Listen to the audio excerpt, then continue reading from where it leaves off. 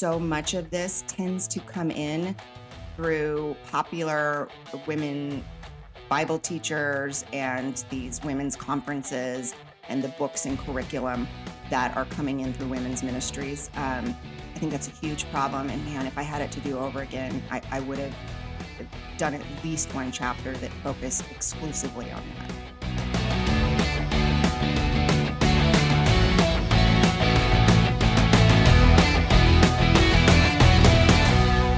Welcome to The Great Awakening. I'm your host, Josh Dawes.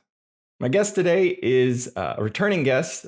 She's the author of a new book called Shepherds for Sale: How Evangelical Leaders Traded the Truth for a Leftist Agenda. That's right, we are talking to Megan Basham about the response to her book, why she wrote it. It's a really interesting conversation. I think you're really going to enjoy it. But before we get into that, I'd like to tell you about a new sponsor I am really excited about, and that is Sherwood Kids. If you're anything like me, you struggle to find good books and shows to enjoy with your kids. Everything that is being produced is designed to be high stimulation and keep kids glued to a screen, not Sherwood Kids. Big media is not only pushing their agenda on our kids, they are designing shows to be as addictive as possible.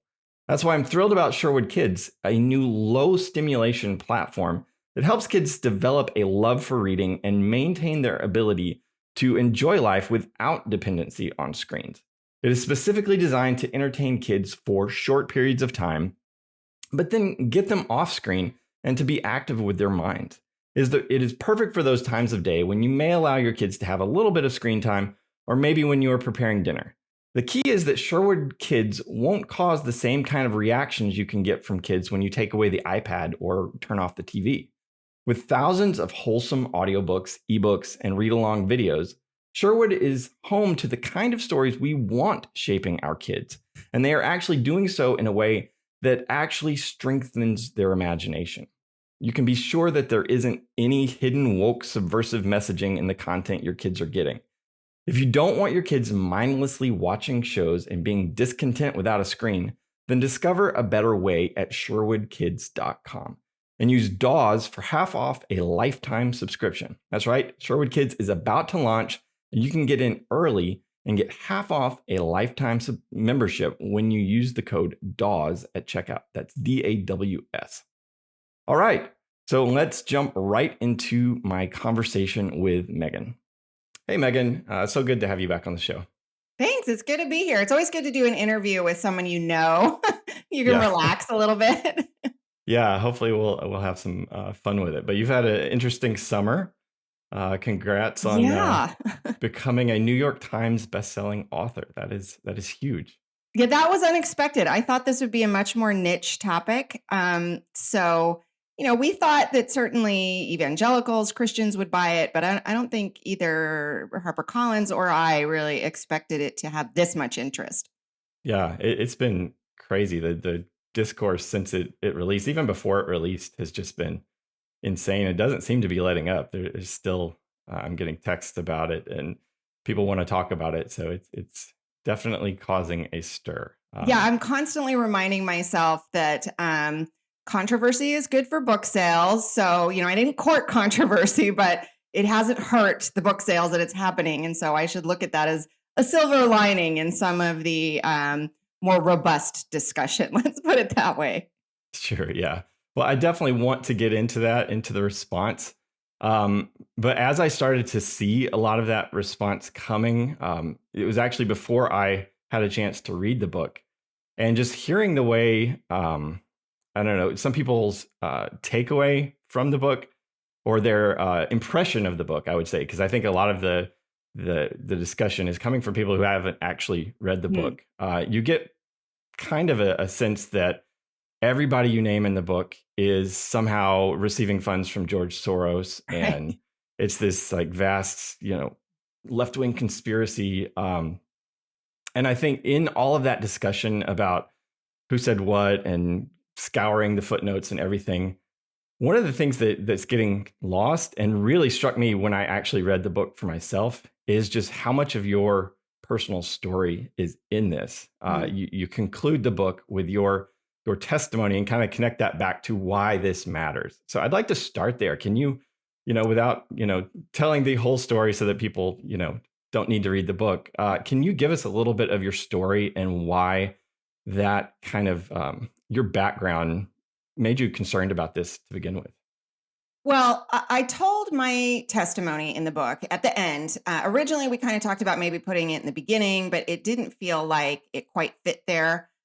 So, the editors and I discussed that this would be a good closing note because the reason I included it at all was that I wanted to stress that I'm not here to deconstruct the church or to tear down the church. And I think that we've seen such a cottage industry of books like that, mostly coming from the political left, that have been designed to almost discredit church in general, the entire idea of evangelical culture.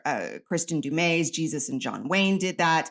I do think Russell Moore's Losing Our Religion did that. I think Tim Alberta's The Kingdom, the Power, and the Glory. And those are just some of the titles. There's been so many more. And so often they'll focus on the term white evangelicals. And I looked at all of those books and I went, I don't want to be confused about me doing that from the right. And I want people in churches. I want solid, sound leadership. I'm not trying to deconstruct hierarchies, as you've heard some of these people say. I want good leadership. So for that reason, I felt like I wanted to give my testimony. And I have one of those testimonies where I don't know for certain the moment that I became a Christian because I was raised in a Christian household, but I'm pretty sure I know. And it was in my early 20s after I went through a stark prodigal period. I had no sustained interest in spiritual things up to that point. I went away to college, just engaged in wastrel living, drug abuse, alcohol abuse, all of the things that tend to be attendant to that lifestyle. And I was at a large secular university, Arizona State, which, if you're familiar, it's pretty well known as a party school. And I took part in a lot of that. And I was in a class, an English lit class. It was a survey, and we were reading The Quest for the Holy Grail. And we got an assignment, and I was not a good student, so it's amazing that I was even doing this assignment. But we got an assignment to critique the original Vulgate cycle, which this is a little deep in the weeds, but for those who don't know, it includes a lot of hermits coming out and confronting Lancelot about his sin with Guinevere. And so it's very different from later versions that cast that relationship as romantic and star-crossed love. This was just religious hermits like pastors confronting Lancelot and saying, you are engaged in gross sin and you are squandering all of the blessings that God gave you and all of the Christian education and knowledge that your parents inculcated in you as they were raising you. And you are shaming all of these people. You're shaming your God, you're shaming your family.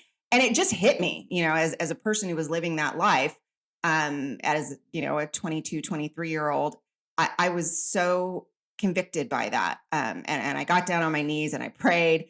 And then I started going back to church right after that. And for a little bit, when you come out of a very sinful lifestyle, at least there wasn't for me like an immediate, I quit struggling with all of this substance abuse and everything I'd been struggling with.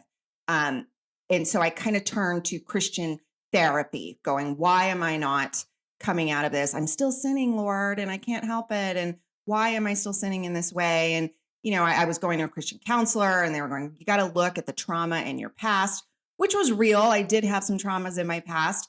But doing that was not helping me break that stranglehold of sin.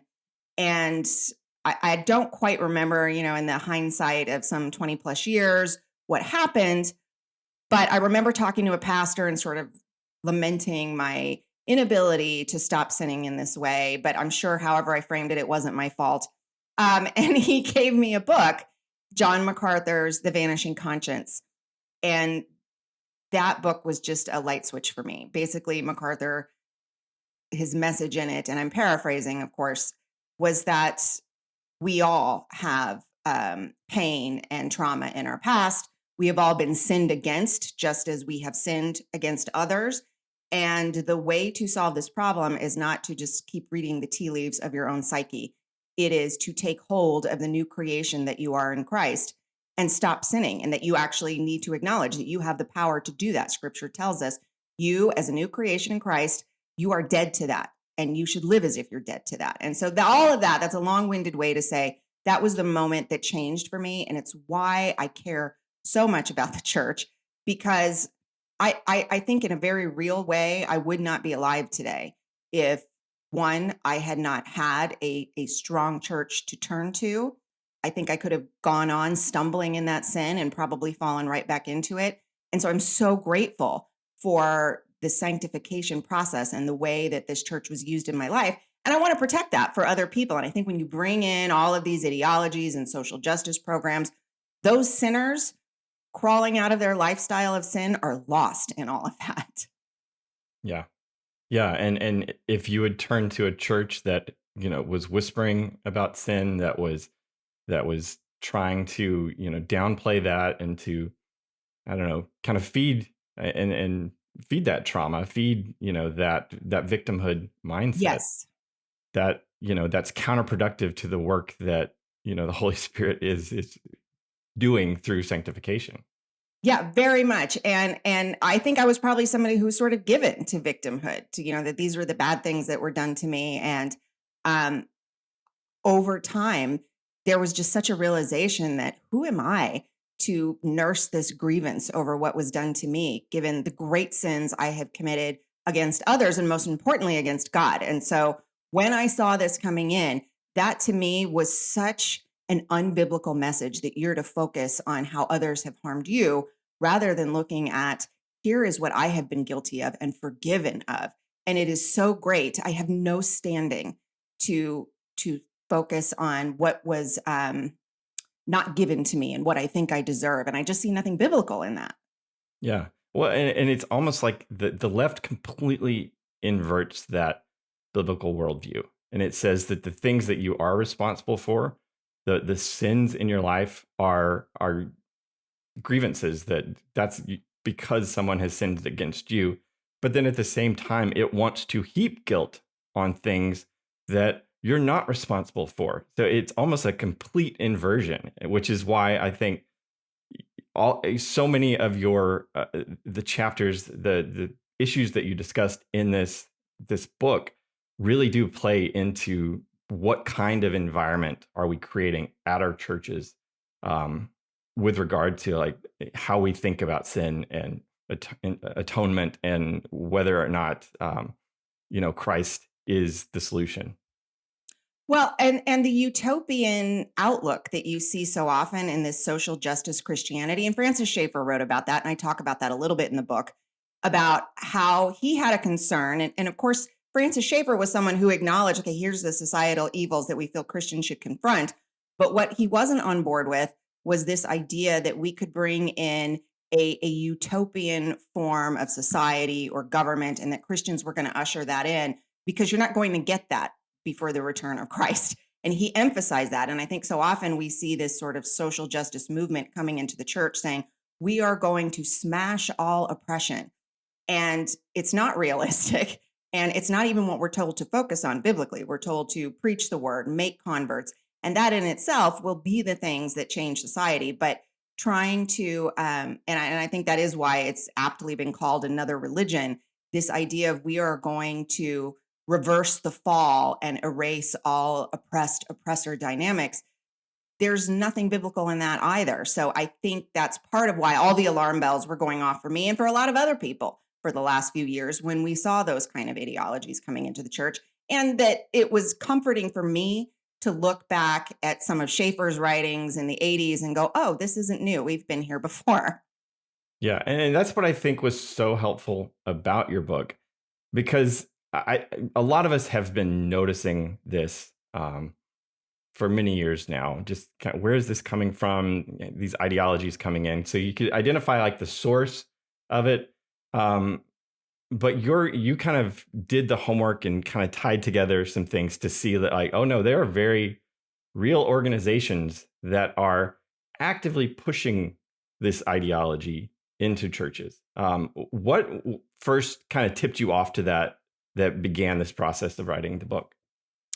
Well, I've said that I think I was actually kind of a little late to the game. I think a lot of people had concerns before I even started picking up on it. I maybe had like mild concerns, but wasn't really paying attention.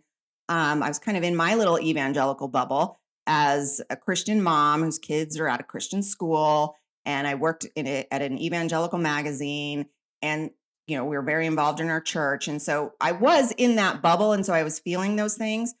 But I think I didn't really see it until maybe 2019 when CRT started to become an issue. And like so many other people, I was like, I feel like that racial reconciliation conversation that the Promise Keepers and other groups like that were having in the 90s has now tipped over into something that feels really divisive.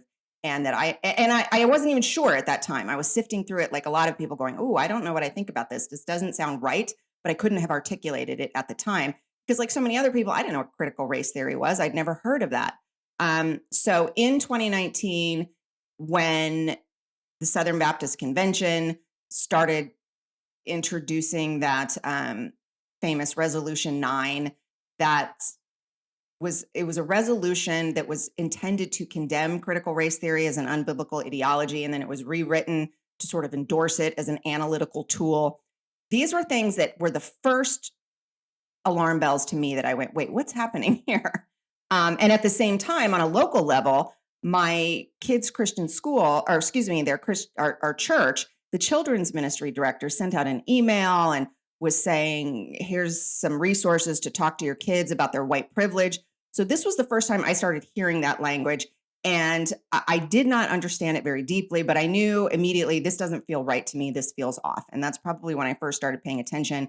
And then COVID happened, and watching how COVID was handled and how Francis Collins, National Institutes of Health director, who I did know something about, I knew about his background in funding research into aborted fetal tissue and parts and some really gruesome experiments that were being funded by the NIH.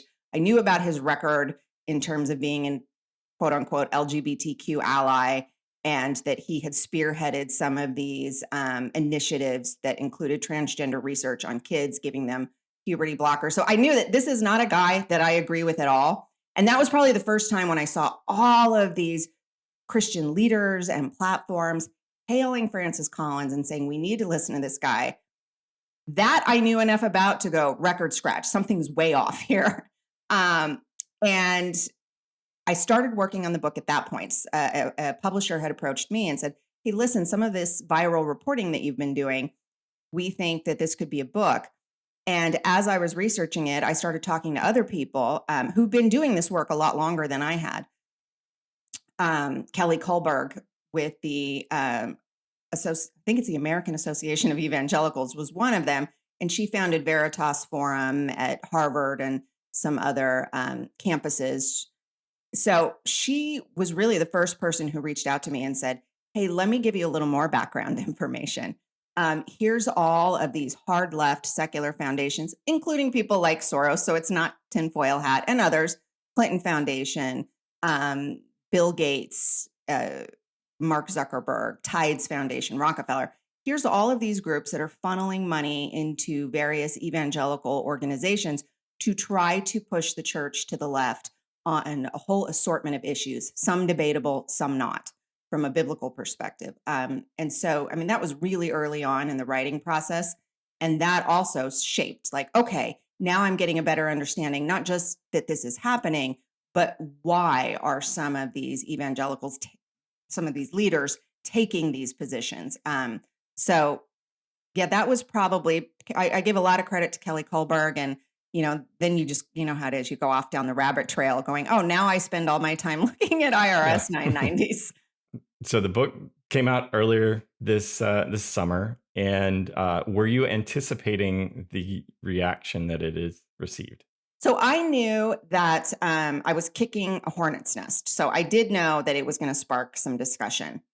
I did not expect it to take the form that it has, which is largely avoiding the main themes and topics of the book, and even the full breadth of the evidence, and instead focusing on things like sifting through citations and saying, well, we don't think that this particular citation entirely represents, say, Tim Keller's view of Trump voters, and ignoring the actual text of what I wrote and instead saying, well, let's compare your citation to this comment that you made about Tim Keller, when I said a whole lot of additional things about Tim Keller in the actual text of the book, just to demonstrate, not to judge the state of his soul or to say that Tim Keller was not a valuable leader in some ways, but to say this is my critique of this particular issue.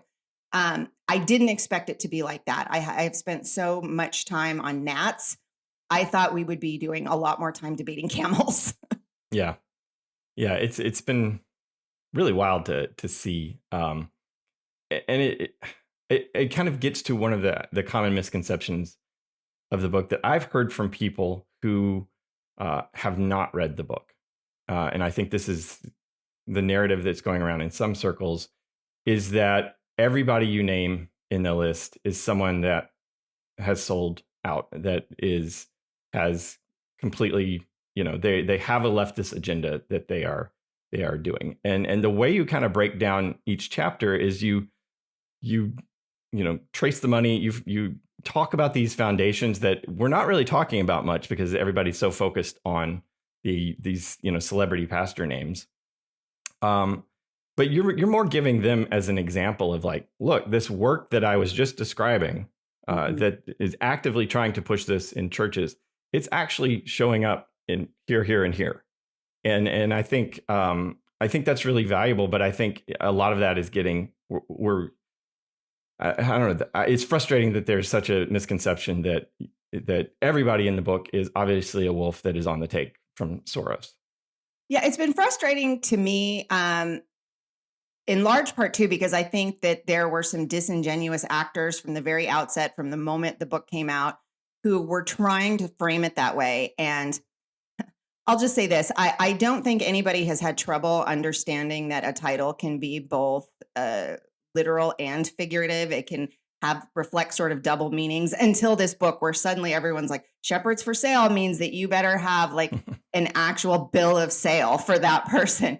When Right. in the introduction, I explain, I am not saying that every single person here in this book is a wolf. I think some people could be simply lacking discernment, or I am arguing that I think they're making a mistake here to buy into whatever this ideology is and to try to marry it to some sort of churchy language and package it up to sell it to Christians. Now, I think there are some real wolves.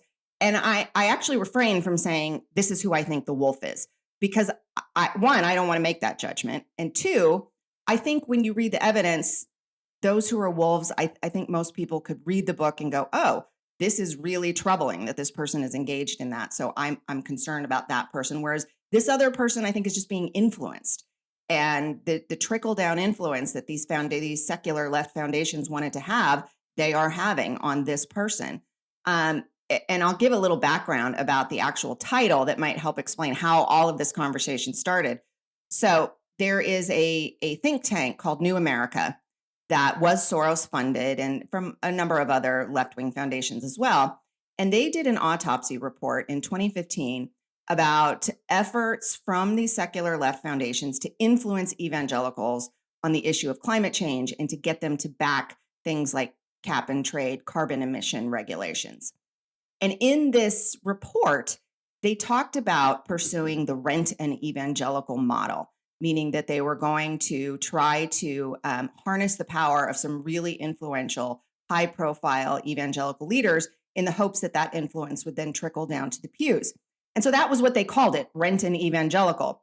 And at one point, we were batting around the idea of actually titling the book Rent and Evangelical, or Evangelicals for Rent. But when I workshopped it with some friends and kind of pitched it to them, they went, that is very confusing, not very clear, and kind of clunky. So we threw that out. And instead of Evangelicals for Rent, it became Shepherds for Sale.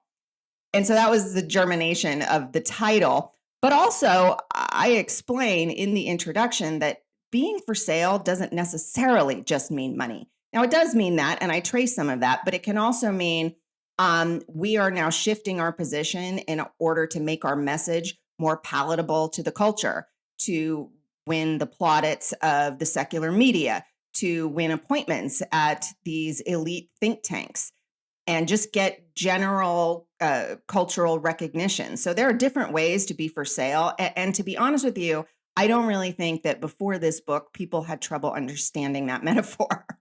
No, yeah. Well, I appreciate you received a lot of pressure to name names. Is this person a wolf? Is this person a wolf? So I'm going to give you the opportunity now to know.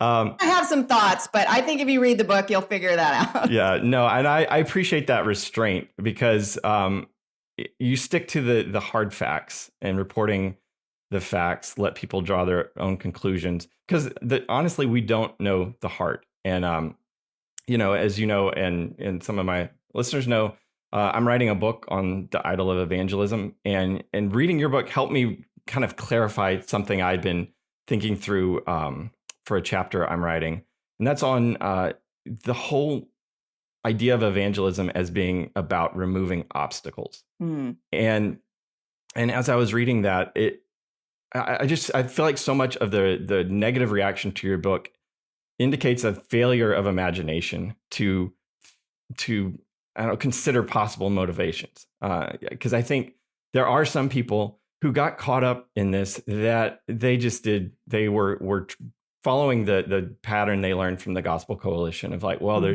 you've got to remove obstacles to this, and if we're not addressing racism, that's an obstacle to the gospel. So yeah, let's go along. Let's talk about our white privilege so that we can show that we're for this. And so I think there can be good motivations from some of these leaders where they're trying to be evangelistic.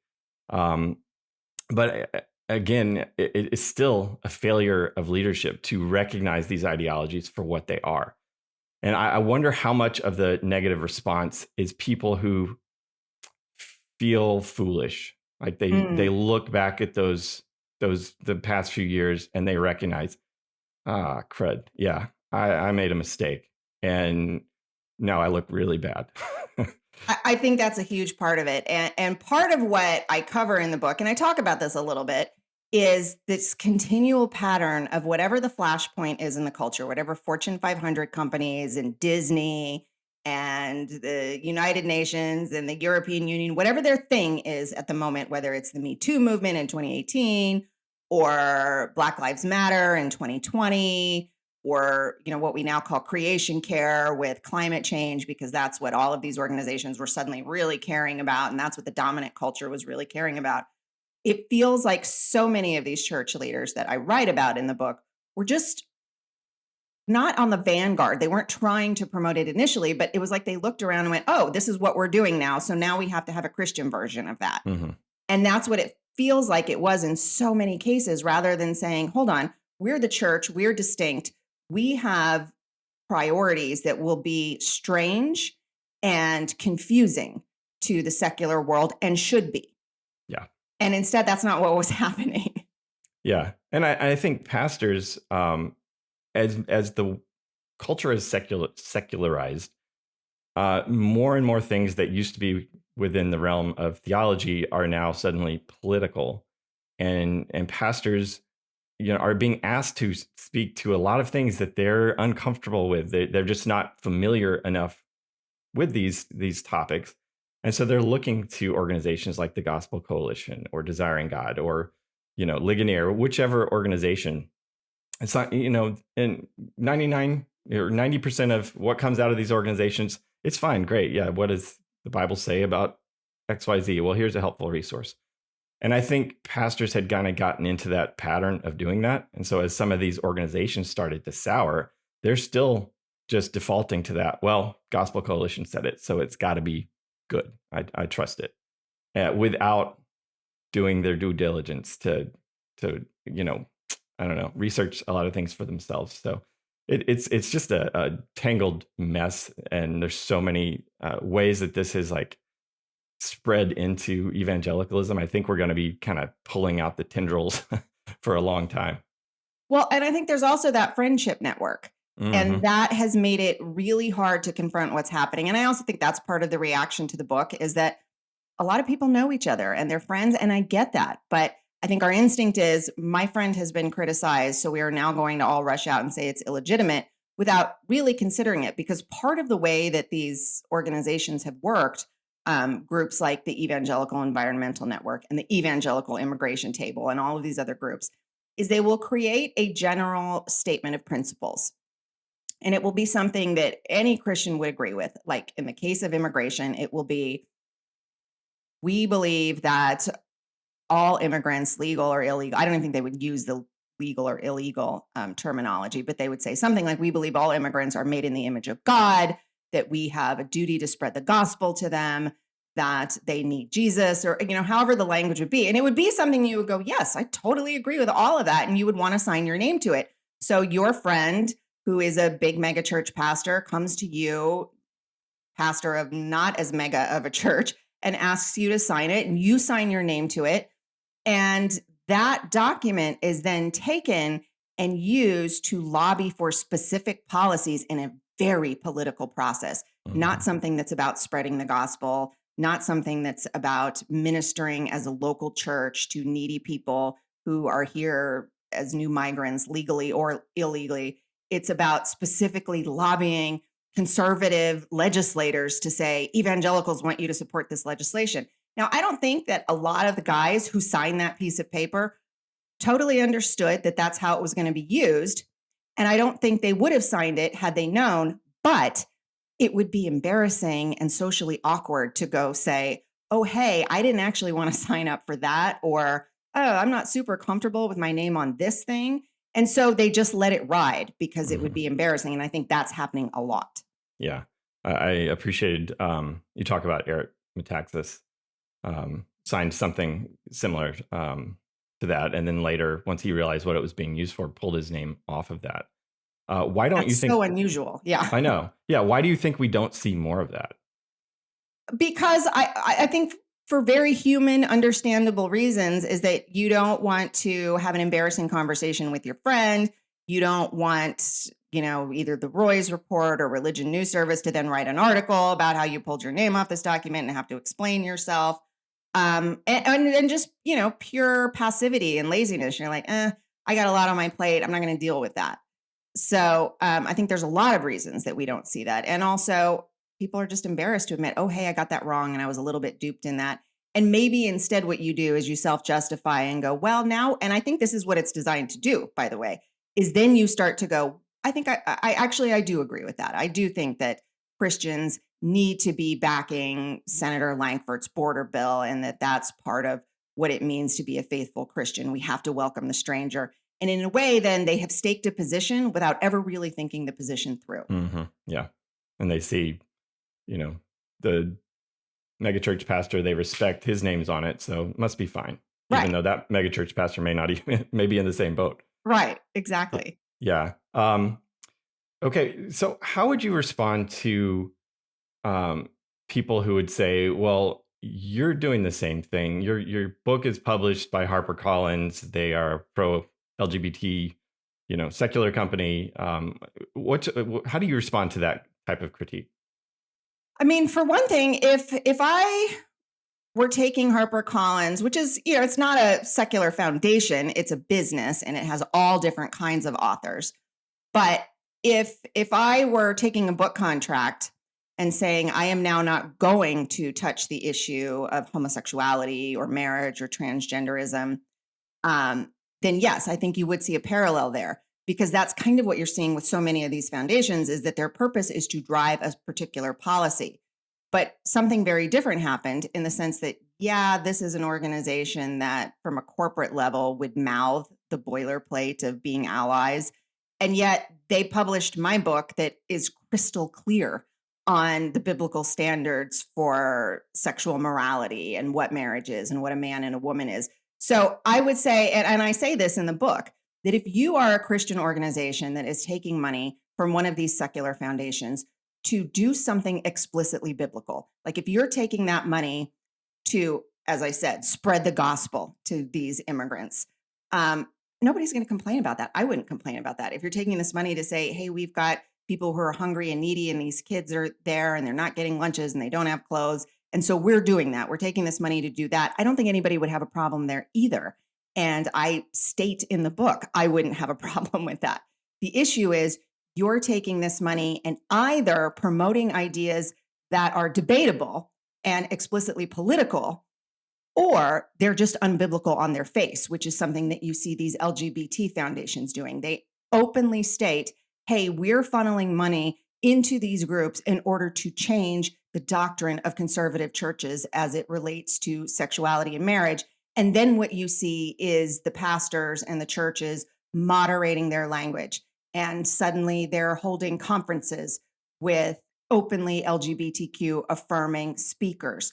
And that's something entirely different. So if you want to read the book and say, I think you weren't biblically clear here, then you might have a point. I don't think you'll be able to do that.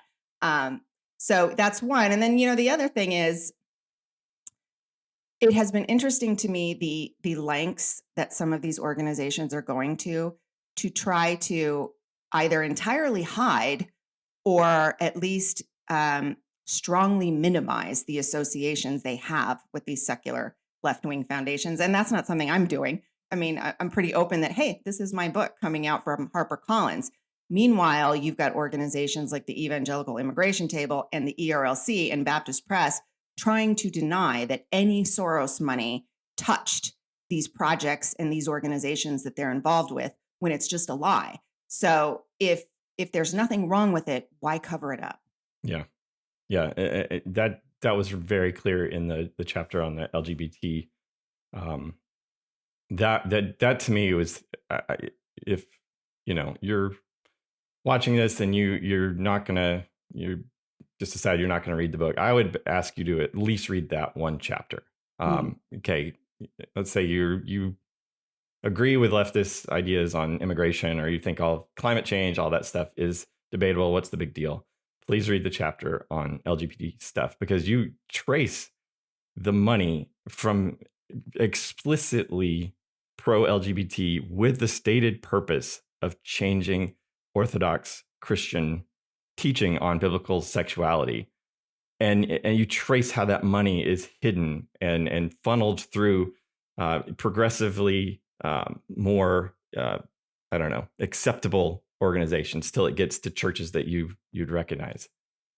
Yeah, absolutely. And that was my last chapter. I started out with issues that I thought, okay, this is something on which Christians can in good faith disagree, but here's how it's being leveraged in a way that's legalistic, and that's when it becomes unbiblical. So I think that Christians could disagree on whether or not climate change is a serious problem caused by human activity. I don't think someone's faithfulness to the word of God is dependent on what your view is on that issue. We can have disagreement. Same thing with things like gun control or what our immigration policy should be.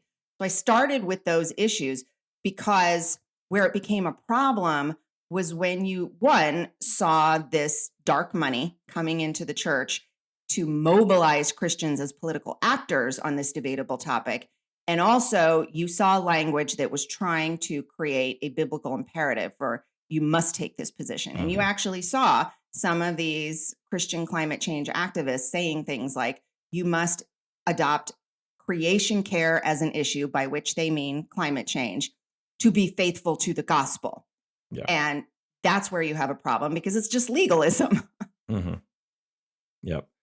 All right. You have some time for some rapid fire questions? Yeah. All right. My husband always tells me, you're not a clutch player, honey. So let's see how I do. All right. What was the biggest surprise you discovered while researching for this book? Probably the outright lie. And I don't know if they knew they were lying. So let's just say falsehood from Baptist Press on George Soros money involved with the Evangelical Immigration Table. It was just so bold to outright say that's not happening. That's disinformation, when Soros's own documents prove that, yes, they're claiming credit for it and they say it happened. Not only that, they talk about the Southern Baptists specifically. Oh, no. I mean, that was explosive to me. Yeah. What was, which one of the responses to your book have you found most legitimate?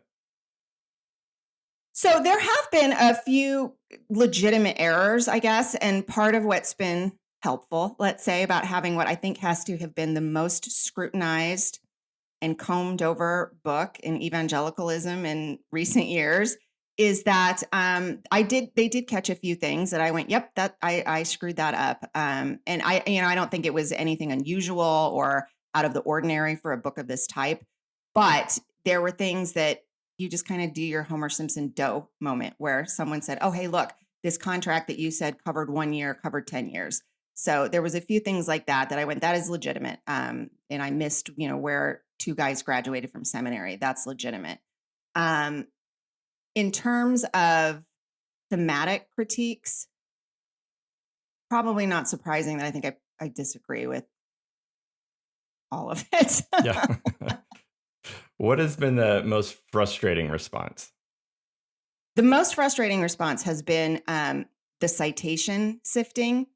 So you will have someone say, well, this person in this, you say, for example, that Karen Swallow Prior was making an equivalency between being pro-life and wearing a mask during COVID. But this citation that you have, where the entire article does make that moral equivalency, she then says, I'm not drawing a moral parallel. And to me, the person going, you now can't say she said that because right there in that one line, somewhere in the body of the article that does that through the entire article, she says that she's not doing it. And to me, it's a little like if you have a friend who suddenly starts making a lot of disparaging comments or jokes about racial minorities, but then says, but I'm not being racist. You don't say, okay, well, he's not being racist because he just said he's not, even though he's making all of these offensive, disparaging jokes. We recognize in that case that but I'm not being racist does not erase everything he just said. And so it's been really frustrating for me to have people go, okay, but they just deny that they're doing it, even though it's very clear that they're doing it.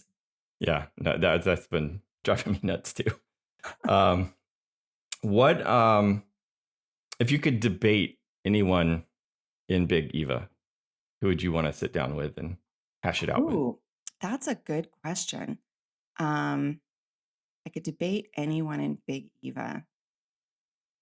Maybe Andy Stanley, because I feel that he is such a master communicator that he's been able to sort of twist and turn out of answering some very pointed questions. Um, and I've tried to, I've reached out to Andy a couple of times and said, can we talk? Can I interview you and pin you down on what exactly your position is on these issues? And he wouldn't do it. And for that same reason, maybe Russell Moore, that I tried repeatedly to talk to him. And I feel like he's also someone who's a very good communicator, who not as good as Stanley, but manages to not be clear about his positions. Mm-hmm. Yeah. Who do you think is the most influential pastor in America right now, for good or ill? Ooh, that's a tough question. Um, I'm not sure if I would still say this now, but I mean, I would have said probably either Stanley or Keller. Stanley, because so many pastors aspire to that level of success, to have this, 38,000 or not member, but attendee church across multiple campuses. And he has this, huge media ministry. And it's so devoted to influencing other pastors that I think he would be a good contender for that reason. But also Keller, and in part Keller, because even though he has passed away, I think there is such a wrestling over what his legacy is that we have now come to have camps, in a sense of, okay, are you someone who sees Keller doing no wrong and you will explode if someone's critical of his legacy or sees something in his legacy that has not been good for Christendom, versus those who are extreme in their, and I will say, I mean, I have seen some that are, he's not a Christian, he's in hell. And I go, oh my, you know, even as someone who's been critical of Keller, you go, okay, that's not okay. Don't say that. Right. And I think his legacy is being wrestled over and fought over so much that, he's defining so much of our conversation right now. Yeah, I think I'd agree it's Keller right now. What yeah, how do you feel about your book becoming a litmus test? You talk about, where everybody's splitting up into different camps. How do you feel about that? It's been a little painful um, because one, I knew, like I said, that it would kick a hornet's nest. I knew that. But on the other hand, it's frustrating to see so much of it center just on me in this book when this is a conversation we have been having before my book arrived. Um, and it feels like it's being used as an opportunity to kind of deny all the general experiences and commentary that people have had. And on the one hand, I think it has become a bestseller because so many people, it's not new information to them. They're just saying, this is confirming what I was experiencing and explaining to me why I've been experiencing it. And in focusing on me, all of that voice is being dismissed as like it's just me stirring up this trouble when, hey, this was here before. I just documented it. But on the other hand, I think it's been revealing, and I think that's a good thing. Hmm. Yeah, you kind of gave everybody all of Big Eva a target to aim at. Right. So, the book's been out a couple months. In as you've had time to kind of process and be away from the writing process, is there anything you wish you had included in the book, Mhm. or if you could do it over, you would have added?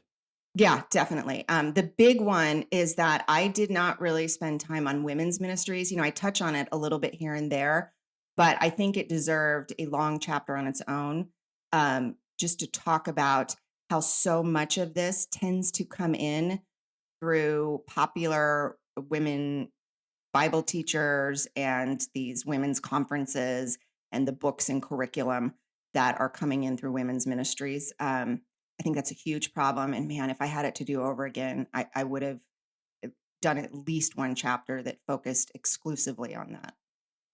Interesting. Yeah. Um, are you planning to do a follow up?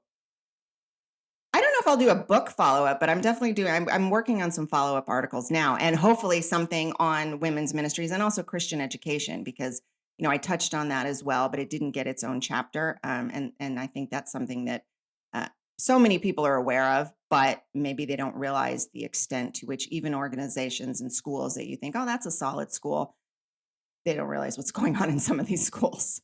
Yeah, no, that's a huge problem. I think a lot of parents and just Christians in general recognize the problem out there in the world. They recognize that, yeah, oh, there's a problem. They're infiltrating public schools. So let's just take our kids out and throw them in the local private school, and not realizing that the same ideology is coming in there, just clothed a little differently.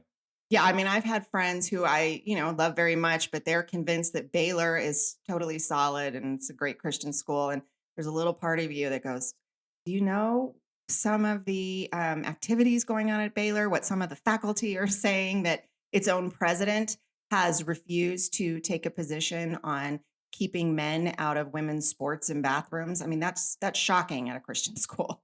Hmm. Yeah. What is one topic that you think we're not talking about right now that we should be? That's a good question.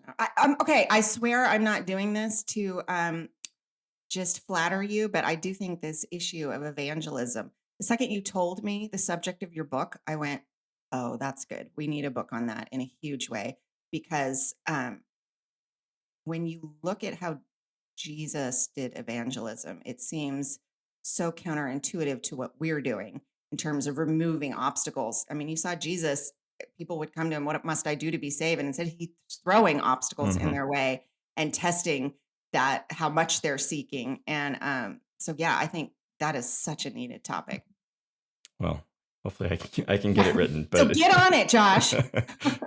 well, I appreciate that. I do think it is an important topic that it's one of those issues that I think we've all, even those of us in reform circles that would reject the seeker sensitive formula of ministry, I- we've imbibed it, even though we would claim to reject it, just in the way we think about being a faithful presence and what that should look like, and relational evangelism and how it should, we should build those relationships first. Don't introduce anything that's going to push someone away. And it's like, well, if we really believe that it is the gospel that is the power of salvation, why would we withhold that until we can, I don't know, Because build we're enough relationship? rationalizing our fear of man. It is your Exactly. instinct to go, I don't want to have an uncomfortable moment or conversation. I don't want someone to think less of me. So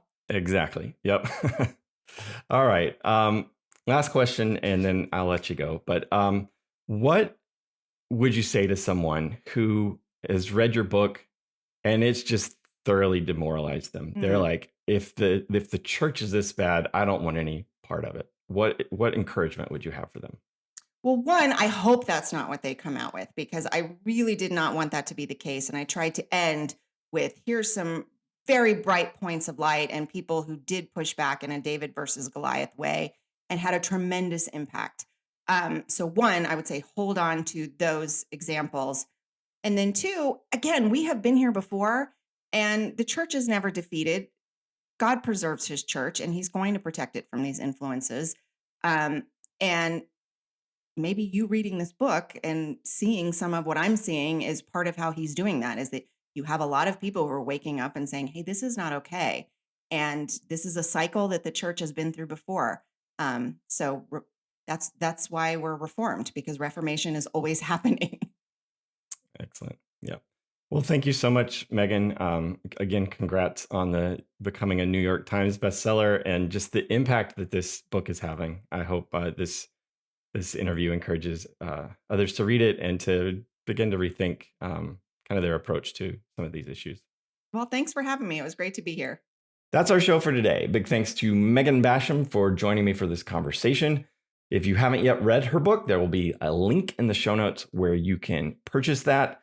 If you have, I'd love to know what you thought of it. Drop a comment below and we will continue the conversation there. I'd love to interact with you. As always, if you found this helpful, please share it with a friend. Go ahead and hit like and subscribe so you don't miss future content. And remember to head over to shop.basedornot.com to pick up some based t-shirts so that you can dress like you know what time it is. Until next time, I'll talk to you soon.